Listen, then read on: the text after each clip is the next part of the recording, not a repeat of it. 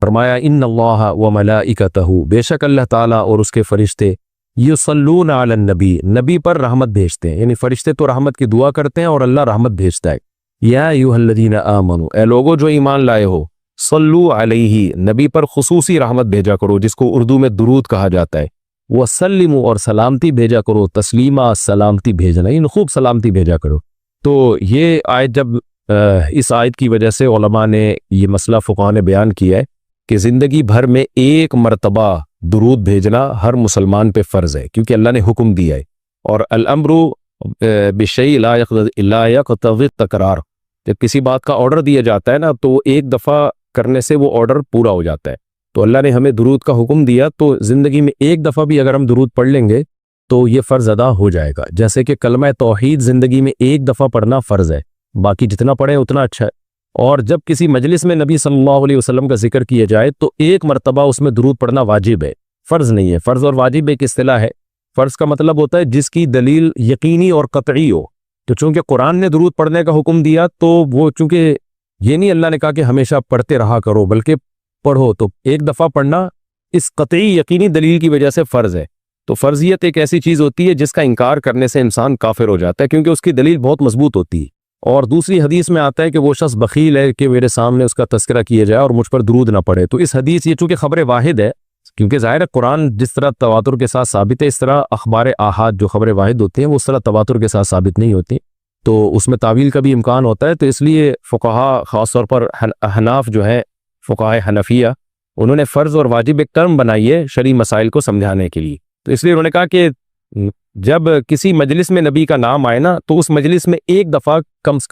سے کم درود پڑھنا واجب ہے۔ واجب کا درجہ تھوڑا سا فرض سے نیچے ہوتا ہے کیونکہ وہ حدیث سے ثابت ہے۔ تو اور پھر جب بار بار نبی کا نام آئے تو پھر بار بار پڑھنا واجب نہیں ہے کیونکہ اس میں حرج ہے۔ ہاں مستحب ضرور ہے کہ جتنی دفعہ پڑھیں، جب بھی نبی صلی اللہ علیہ وسلم کا نام آئے تو لازمی درود شریف پڑھا کریں، یہ تو مستحب ہے۔ نبی صلی اللہ علیہ وسلم نے فرمایا جس شخص نے مجھ پہ ایک دفعہ درود پڑھا اللہ اس پر 10 رحمتیں نازل کرتے ہیں اور اس کی 10 خطاؤں کو معاف کرتے ہیں۔ تو بہت زیادہ فضیلت ہے درود شریف پڑھنے کی،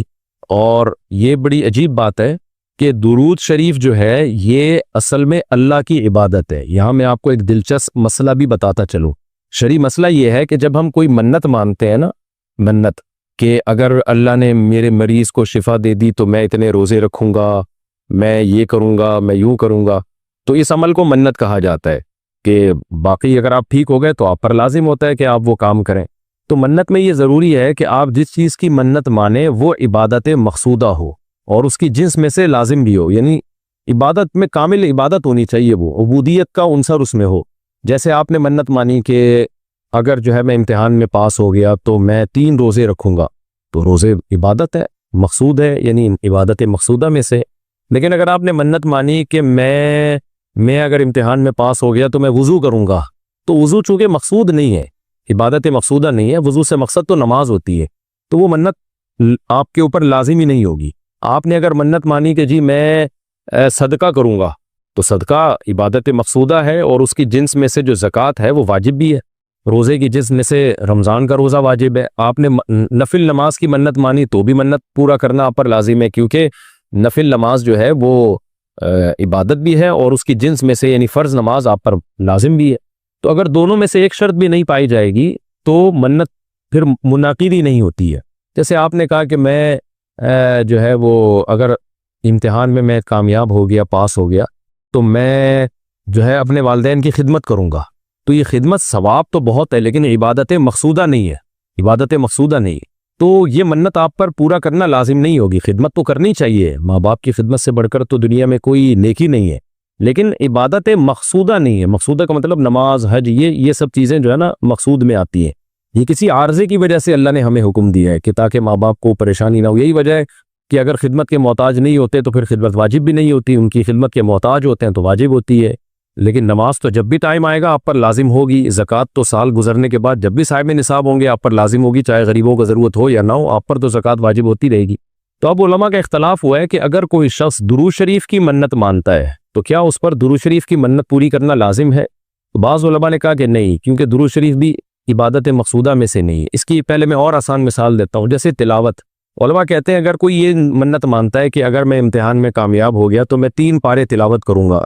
تو یہ منت پوری کرنا بھی واجب نہیں ہے، کیونکہ قرآن پڑھنا بہت زیادہ ثواب تو ہے لیکن عبادت مقصودہ نہیں ہے، بلکہ مقصد قرآن سے کیا ہے کہ آپ کا دل بنے اور آپ کو آخرت کی یاد تازہ ہو، آپ کو شرعی حکام کا علم ہو۔ ثواب بہت ہے، ہر ثواب کا کام اصطلاحی عبادت نہیں ہوتا، خوب سمجھ لیں۔ عبادت کی بھی دو قسمیں ہیں، ایک عبادت ٹرم ہے، اصطلاح ہے، اور ایک عبادت مجازن ہم عبادت، ہر اچھے کام کو عبادت کہتے ہیں۔ اس لحاظ سے تو کھانا کھانا بھی عبادت ہے کہ اگر آپ کی نیت اچھی ہے اس سے، لیکن ایک ہوتی ہے مقصود عبادت، تو مقصودہ عبادت میں سے نہیں ہے۔ ثواب بہت ہے قرآن کی تلاوت کرنا، اللہ سے محبت کی علامت ہے، بغیر سمجھ کے پڑھنا بھی بہت بڑی نیکی ہے، قرآن بغیر سمجھ کے پڑھنا بھی، لیکن قرآن کی تلاوت کی منت جو ہے وہ منعقد نہیں ہوتی۔ تو اسی طرح اب یہ اختلاف ہوا ہے کہ اگر کوئی درود شریف کی منت مان لیتا ہے کہ اگر میں امتحان میں کامیاب ہو گیا تو میں 100 دفعہ درود شریف پڑھوں گا، تو کیا یہ منت پوری کرنا واجب ہے یا نہیں؟ تو بعض علماء کہتے ہیں کہ واجب نہیں ہے۔ وجہ اس کی ہے کہ درود شریف عبادت مقصودہ نہیں ہے، کیونکہ درود شریف کا مقصد تو یہ سید الانبیاء محمد صلی اللہ علیہ وسلم سے محبت کا اظہار، یہ نماز روزے کی طرح نہیں ہے۔ لیکن راجح قول یہ ہے جس پہ فتویٰ دیا گیا ہے کہ یہ منت پوری کرنا واجب ہے، کیونکہ درود شریف عبادت مقصودہ ہے، اور عبادت مقصودہ ہے اور اس کی جنس میں سے واجب بھی ہے، فرض بھی ہے۔ تو فرض کیسے ہے؟ کیونکہ قرآن نے ہمیں حکم دے دیا، اب زندگی میں ایک دفعہ درود شریف پڑھنا فرض ہو گیا، یہ مسئلہ تو آسانی سے سمجھ میں آ گیا کہ فرض کیسے۔ اب یہ ایک سوال پیدا ہوتا ہے عبادت مقصودہ کیسے ہے؟ نبی صلی اللہ علیہ وسلم کی تو عبادت جائز ہی نہیں ہے۔ اس کا بڑا دلچسپ جواب دیا حضرات فقہا نے کہ درود شریف اصل میں اللہ کی عبادت ہے جو ہم اللہ کو خوش کرنے کے لیے کرتے ہیں، کیونکہ اللہ نے ہمیں آرڈر دیا ہے، اور اس میں عبادت کا عنصر، عبادت کہتے ہیں جس کی جو ہے وہ جس میں عبودیت کا عنصر ہو، آپ بطور غلام جو کام کر رہے ہو، جس میں آپ کو لاجک پوچھنے کی بھی اجازت نہیں ہوتی۔ جیسے 5 نمازیں فرض ہیں نا، کیوں فرض ہیں بھی؟ لاجک کی بھی ہمیں حکم نہیں، ہم نے پڑھنی ہے۔ روزہ فرض ہے، اس کی حکمتیں اللہ نے بیان کی، لیکن وہ حکمتیں نہ بھی ہو تو روزہ رکھنا پڑے گا۔ تو درود شریف بھی عبادت مقصودہ میں سے ہے، اس لیے کہ اللہ نے ہمیں حکم دیا، تو ہم اللہ کو خوش کرنے کے لیے اللہ کی غلامی کے طور پر پیغمبر پر درود بھیجتے ہیں۔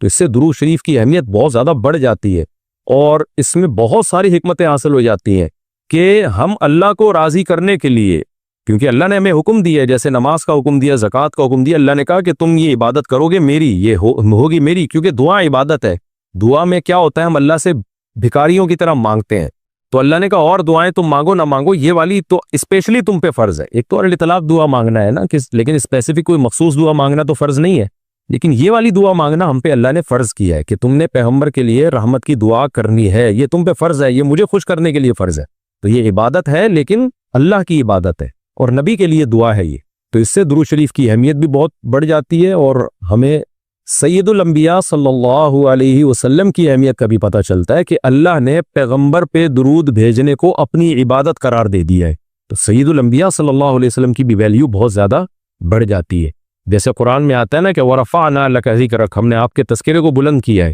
تو کیسے بلند کیا؟ علماء نے اس کا جواب دیا کہ نماز میں بھی درود شریف ہے، اور اتحیات میں نبی صلی اللہ علیہ وسلم پہ سلامتی بھیجنے کو اتحیات کا حصہ بنا دیا گیا ہے، اور اذان میں اشہد ان لا الہ الا اللہ کے ساتھ اشہد ان محمد رسول اللہ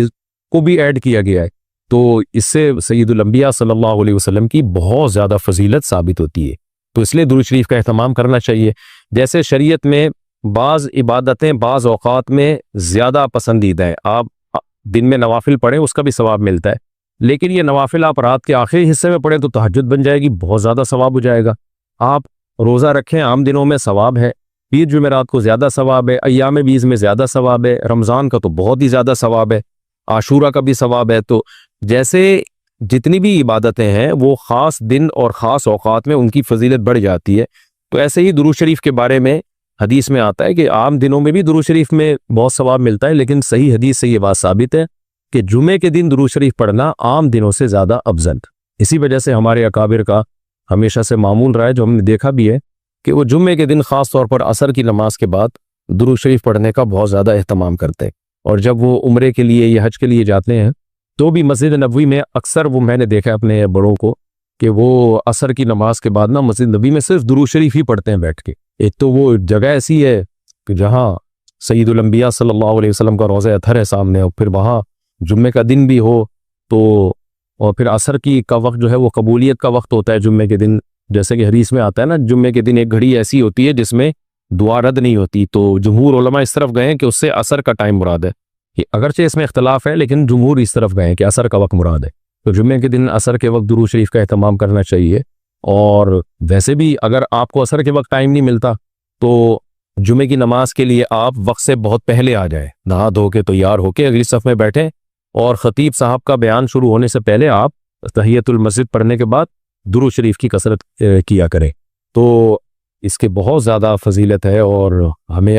اللہ نے حکم دیا، اور علماء نے بیان کیا کہ درود شریف کو جو اللہ نے ہم پہ لازم کیا نا، اس میں ایک حکمت یہ بھی ہے کہ سید الانبیاء صلی اللہ علیہ وسلم کی بشریت ہمارے ذہن میں اور اچھی طرح بیٹھ گئی ہے، کیونکہ پچھلی امتیں جو تباہ و برباد ہوئی ہیں وہ اس لیے ہوئی ہیں کہ انہوں نے پیغمبروں کو اتنا اونچا مقام دیا کہ اللہ کے برابر لے آئے، جیسے عیسائیوں نے حضرت عیسیٰ کو اللہ کا بیٹا بنا دیا معاذ اللہ، اور جہاں ہمارے یہاں بھی جو بدعتی لوگ ہیں انہوں نے سید الانبیاء کو حاضر ناظر مشکل کشا کیا بنا دیا، تو شرک کرنے لگے۔ تو درود شریف میں ایک حکمت یہ بھی ہے کہ جب ہم نبی کے لیے دعا کرتے ہیں اللہ تعالیٰ سے کہ اللہ سید الانبیاء پر اپنی خصوصی رحمتیں نازل فرما اور آپ پر سلامتیاں بھیج، تو اس سے ہمیں یہ بھی پتہ چلتا ہے، یہ عقیدہ ہمارے دل میں بیٹھتا ہے کہ محمد صلی اللہ علیہ وسلم بھی اللہ کی رحمت کے محتاج ہے، تبھی تو ہمیں حکم دیا جا رہا ہے کہ ان کے لیے دعا مانگو۔ ہاں، یہاں ایک اشکال ہو سکتا تھا اس کا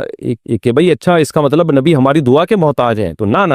نبی ہماری دعا کے محتاج نہیں ہے، اللہ کی رحمت کے محتاج ہے۔ ہم دعا نہیں بھی مانگیں گے تو اللہ سے اپنے حبیب صلی اللہ علیہ وسلم پر رحمت بھیجے گا، لیکن اللہ نے ہمیں حکم یہ دیا تاکہ ہماری نظر میں یہ عقیدہ اور اچھی طرح مضبوط ہو جائے کہ تم بھی پیغمبر کے لیے اللہ سے دعا مانگا کرو۔ اس سے پتہ چلتا ہے پیغمبر تمہاری دعا کے محتاج ہو یا نہ ہو، لیکن اللہ کی رحمت کے بہرحال محتاج ہیں، اور پیغمبر بھی اس لائق ہیں کہ ان کے لیے دعا مانگی جائے، اور یہ اس سے ان کا مرتبہ کم نہیں ہوتا بلکہ مرتبہ بڑھ جاتا ہے، کیونکہ پیغمبر نے ہمیں یہ سکھایا ہے کہ یا ایھا الناس انتم الفقراء الی اللہ، اے لوگو تم سب کے سب اللہ کے در کے محتاج ہو۔ اور یہ جو میں نے کہا کہ پیغمبر اس لائق ہیں کہ ان کے لیے دعا مانگی جائے، تو اس کا کوئی یہ مطلب نہ لے کہ پیغمبر ہماری دعا کے محتاج ہے، یہ میں بار بار بتا چکا ہوں، ہماری دعا کے محتاج نہیں ہے، لیکن اللہ تعالیٰ یہ چاہتے ہیں کہ میں پیغمبر پر رحمت بھیجوں، لیکن اس میں امتیوں کا حصہ پڑ گیا ہے۔ حضرت مولانا اشرف علی تھانوی رحمہ اللہ نے اس کی ایک مثال دی ہے کہ جیسے کسی بادشاہ کو اپنے شہزادے سے بہت زیادہ محبت ہے، وہ ویسے ہی اس کو گفٹ دینا چاہتا ہے، اور آپ کو پتہ ہے کہ اس نے یہ گفٹ دینا ہے، لیکن آپ جا کے بادشاہ سے سفارش کر دیتے ہو کہ بھئی ان کو یہ گفٹ دے دو۔ اس میں آپ کا مقصد یہ ہوتا ہے کہ بادشاہ نے تو کرنا ہی ہے، تو بادشاہ کے دل میں ہمارا مقام بھی بڑھ جائے گا کہ دیکھو جو کام میں چاہتا ہوں تو یہ بھی مجھ سے وہی چاہتا ہے، اور اس سے نبی صلی اللہ علیہ وسلم سے بھی آپ کا تعلق بڑھ جائے گا، اور یعنی جو شہزادہ ہے نا اس سے بھی تعلق بڑھ جائے گا آپ کا۔ تو جب ہم اللہ سے دعا مانگتے ہیں نبی کے لیے تو ہمارا اللہ کا ریلیشن بھی بڑھتا ہے، اس سے اللہ خوش ہوتا ہے کہ دیکھو میرے حبیب کے لیے یہ بھی مجھ سے کہہ رہے ہیں رحمت بھیجنے کا، اور سید الانبیاء سے بھی ہمارا تعلق بڑھ جائے گا، قیامت کے دن یہ چیز سفارش میں معاون اور مددگار ہو۔